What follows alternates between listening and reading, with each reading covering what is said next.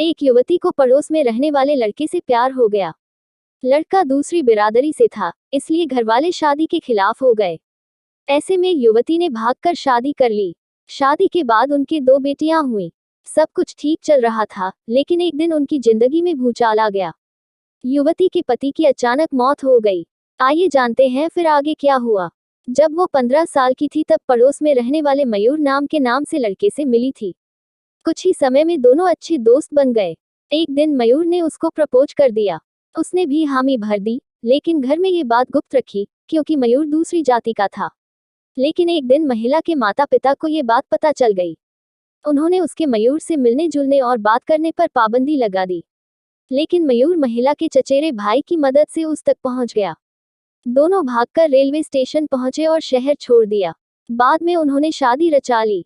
जल्द ही महिला ने 2 बेटियों को जन्म दिया। दंपति की जिंदगी में सब कुछ ठीक चल रहा था। समय के साथ परिवार वालों से दूरियां भी कम हो गईं। लेकिन एक दिन मयूर सोने गया तो फिर कभी नहीं उठा। उसने अचानक से दुनिया को अलविदा कह दिया। मयूर के जाते ही पत्नी को लगा जैसे उसकी जिंदगी ही खत्म हो गई है। 32 साल की उम्र में अकेले 2 बेटियों की परवरिश कैसे होगी, ये सोचकर ही वो डर गई।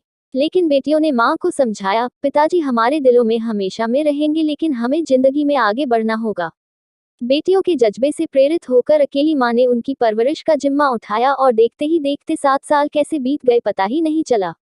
लेकिन इस दौरान उनकी जिंदगी में एक शख्स आया, जिसने उनके घर को फिर से खुशियों से भर दिया।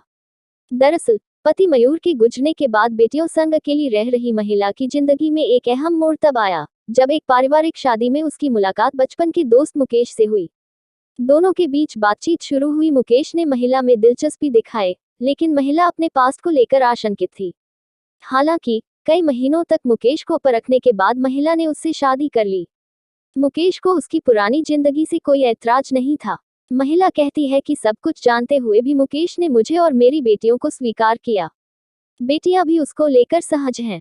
महिला के मुताबिक 1 साल पहले हमारी शादी हुई है, तब से हम 4 सबसे अच्छे दोस्तों की तरह रह रहे हैं। वो कहती है, अगर आप इतनी भाग्यशाली हैं कि आपको प्यार का दूसरा मौका मिले, तो इसे बर्बाद न करें।